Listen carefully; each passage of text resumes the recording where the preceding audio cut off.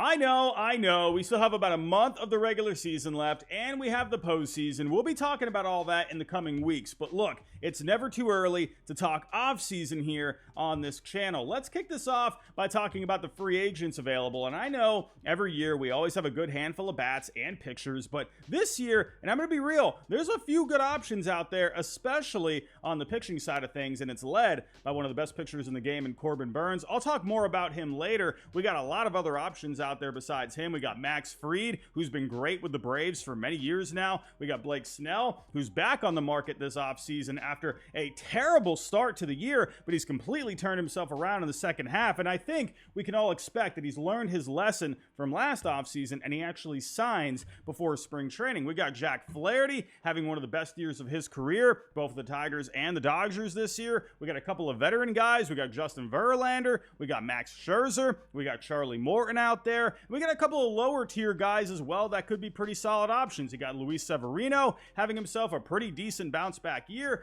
Nick Pivetta, he's shown he can be solid. He's had his ups and downs this year, but he's a decent option out there. And a couple of injury risk kind of guys like Shane Bieber, who's out for this year after getting Tommy John. Walker Buehler, he's been up and down with injuries over the last couple of years. Also pay attention to Garrett Cole. He's got an opt-out after this year, but the Yankees can void it if they exercise his 2029 option. That's going to be something interesting to pay attention to. There's also plenty of bats out there led by Juan Soto. I'll talk more about him later on in the video, but you got a lot more bats like Pete Alonso. He's going to bring a lot of power to any lineup out there. Alex Bregman, he's been solid for a while now, and he's been taking reps at first base before games as of late, so he's looking to add some versatility there. You got Matt Chapman, one of the best third basemen in the game, and he's quietly having a very good season, has over 20 home runs while playing some great defense at third base for the Giants this year. You got Willie Adames, one of the best shortstops in the game. You got Anthony Santander, who's averaged over 30 home runs a season over the last 3 years, and he's close to hitting 40 home runs for this year. You got Tyler O'Neill, who's having a very good season this year. He's been dealing with injuries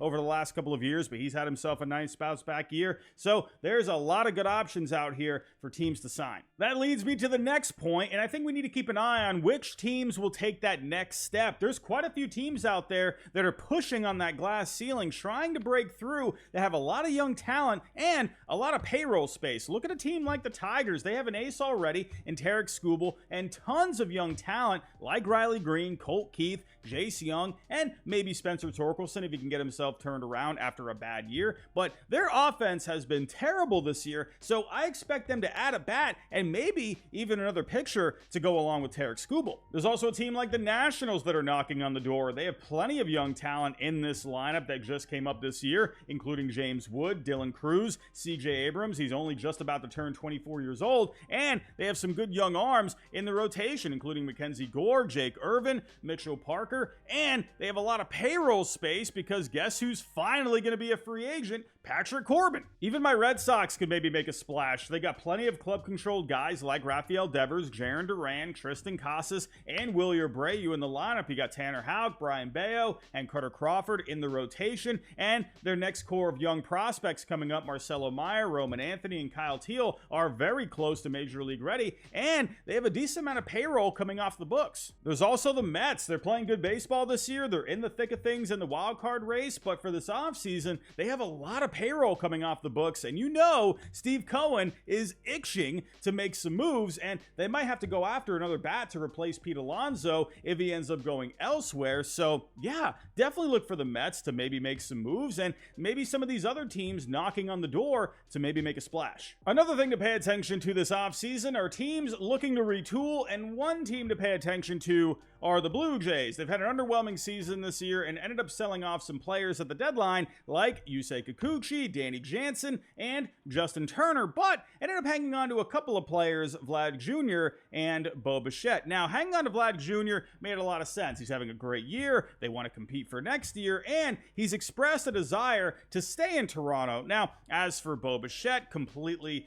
different story. He's having the worst season of his career, and he's had plenty of injuries this year, so he ended up staying put. However, Bob Nightingale reported that Bo Bichette is most likely moving on from Toronto when he hits free agency after next season, so it's expected the Blue Jays are going to entertain trade offers for him. Other teams to pay attention to are the Cardinals. They ended up falling off in the second half this year, and they have Paul Goldschmidt coming off the books, so they're going to have some payroll flexibility there. You got the Texas Rangers. They've had a World Series hangover this year. They've had some injuries, but they also have a lot of money coming off the books. You got the San Francisco Giants. They had a very active offseason last year, but very underwhelming season this year, and both Blake Snell and Matt Chapman are expected to opt out of their contracts, so you can expect the Giants to try and make a move or two. You even got the LA Angels, right? You got Ron Washington there. They're always trying to make some moves, so let's see what they do this coming offseason. Earlier, I mentioned a potential Bo Bichette trade, which leads me to the next topic, and that's the trade market. The main team to pay attention to are the White Sox. It's funny because when teams have fire sales, it usually happens all at once, but with the White Sox, they've pretty much extended it going back to last offseason. They traded away Dylan Cease to the Padres, and then at this year's deadline, they traded away Eric Fedde to the Cardinals, Michael Kopech to the Dodgers, and Paul DeJong to the Royals. However, with Garrett Crochet and Luis Robert, who were heavily rumored to be on the move,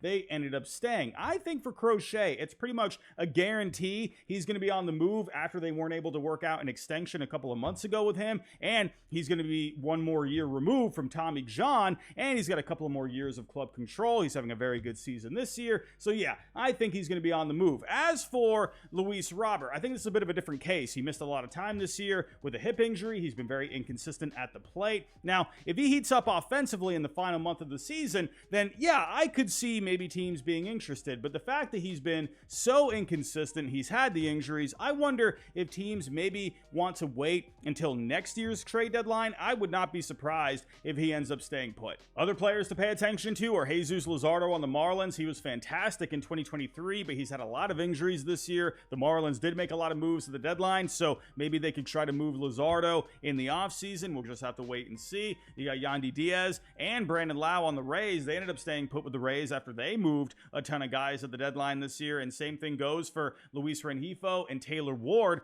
on the Angels. They were heavily rumored to get moved, but they ended up staying put as well, so maybe the Angels could revisit some talks. Another guy that was rumored at the trade deadline was Brent Rooker on the A's. Maybe the A's could move him and get back a decent package of prospects. And excuse Giraffe Neck Robbie here, but I would look out for a potential trade with the Red Sox because they have a lot of position players in their system and not a whole lot of pitching, and a lot of these position players are left-handed outfielders, and some of them are major league ready, like Wilyer Abreu, or maybe even someone like Jarren Duran, who's been fantastic this year. Maybe one of these guys could be used to acquire some top-tier pitching. And then you even got a guy like Masataka Yoshida, who's been hitting really well in the second half, but he is owed quite a bit of money, and he's kind of creating a bit of a logjam in the lineup, which kind of goes against Alex Cora preferring to have players with versatility, because he's really just a designated hitter at this point. He's very bad defensively in the outfield, so I could see the Red Sox looking to maybe move on from Masataka Yoshida potentially. And then one other guy, getting back to some left-handed hitting outfielders in their organization, I could maybe see someone like Roman Anthony being used in a trade. Now, it would have to be for someone that is going to really make an impact, and I think in the rotation, maybe someone like Garrett Crochet. Let's get back to free agency here and talk about the next best pitcher out of Japan, Roki Sasaki. Now, I did a video going into detail about why there could be problems with Sasaki coming over to the major leagues this offseason. You can see that video up here somewhere, but if the Marines do post him, you know teams are going to be lining up out the door trying to sign this guy. Besides being extremely good, he would also be very cheap, like Shohei Ohtani was back in 2018, because he doesn't have enough professional experience and he's not 25 years old, so he's still considered an international amateur, meaning a team would be using their international bonus pool money to sign him, and that has limits. Now, in my personal opinion, at this point, I think there could be a chance he ends up staying because he has dealt with injuries this year, and his numbers are a bit down, along with the fact that the Marines would be missing out on a lot of money because the posting fee is not going to be all that high. But he has expressed a desire to come to the major leagues, and actually, Jeff Passan wrote today that he still wants to come to the major leagues this offseason, which goes against the report that Bob Nightingale said not too long ago, saying that he may be having a change of heart. Now, if he does end up coming to the major leagues this offseason, though, expect the rumor mill to be going absolutely bonkers. Sticking with free agent pictures, let's talk about the top one available, and that's Corbin Burnes. He's having another solid season this year with the Orioles, and I honestly think his market is going to be very interesting. One reason being because of some comments he's made recently, speaking to Will Salmon of The Athletic, and he made it clear that the money isn't the only factor that's going to come into play, and a team's future is also very important. He ended up saying, I'm going to have to do a lot of research for this offseason of farm systems, young guys coming up, groups of core guys that are on a team. Where does it look like teams are going to be competitive? Where are teams just looking to spend some money to make the fan base happy? I think I can provide value in helping to elevate some young guys on the staff. Is it a group of young pitchers where maybe they missed the postseason this year, but they have the pieces to do it now and for the long term?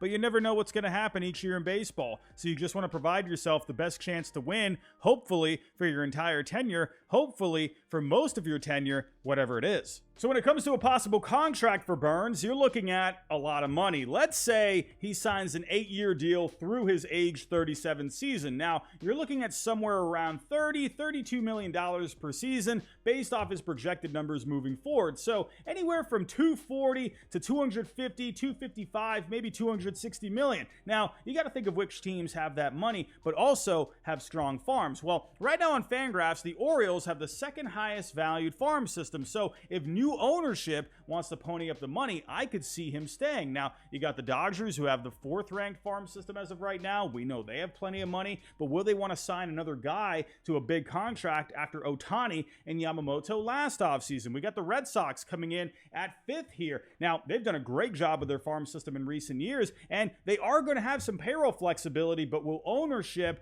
want to get on board with another David Price kind of a signing? Now, you got the Cubs here at number 6. They have a strong farm. Now, they don't have a ton of payroll flexibility unless they maybe want to potentially go over the CBT. We got the Mets here at number 9. They've really strengthened their farm system. And Corbin Burnes and David Stearns, hey, that rhymes, have a connection from their Brewers days. Maybe even a team like the Tigers or the Nationals have pretty decent farm systems. They got a lot of young talent and a good amount of payroll space. So maybe they could be options as well. Maybe the Yankees, if they want to get involved, if maybe Juan Soto goes elsewhere, we'll just have to wait and see. The point here is that I think Corbin Burnes' market is going to be wide open, and I think it's going to be very interesting. And last but not least, speaking of Juan Soto, he's the diamond of this offseason, and he's going to get himself a fat payday. Now, here on BaseballTradeValues.com, the future free agent contract tool only goes up to 12 years. Over that time, they're projecting around $405 million. Now, he's about to turn 26 years old, so let's say he gets a 14-year deal through his age 40 season. At that age, he'll probably be worth around a couple of wins for each season, so add on another $30 to $50 million on top of this, combined with the market, and you're looking at something probably in the $450 to $500 million plus range. And yeah, he absolutely deserves that because he's amazing. Now, where does he end up going? I think the Yankees need to do whatever they can to keep this guy in pinstripes for the rest of his career, which honestly would be great because he would be in his prime as Judge is starting to get up there in age, and I think that would be really useful for the Yankees down the road. You got the Mets, the team across town, and you know Steve Cohen, he's going to do everything he can to try and get Juan Soto in Queens. Now, you also got the San Francisco Giants. They're looking to make a splash every single year. They're going after every player, you know, all the big players all the time. Bryce Harper, Aaron Judge a couple of years ago. They made a play for Ohtani last year. So definitely look for the Giants to get in on this market. Juan Soto, though, this guy is going to get himself a huge payday. But those are my thoughts for this upcoming offseason. Tell me your thoughts down below in the comments. What are you most excited for? What are some predictions that you have for this upcoming offseason? But that's all I have for this video. If you can on the way out, hit that like button for me, subscribe if you're new, and I'll talk to you next time.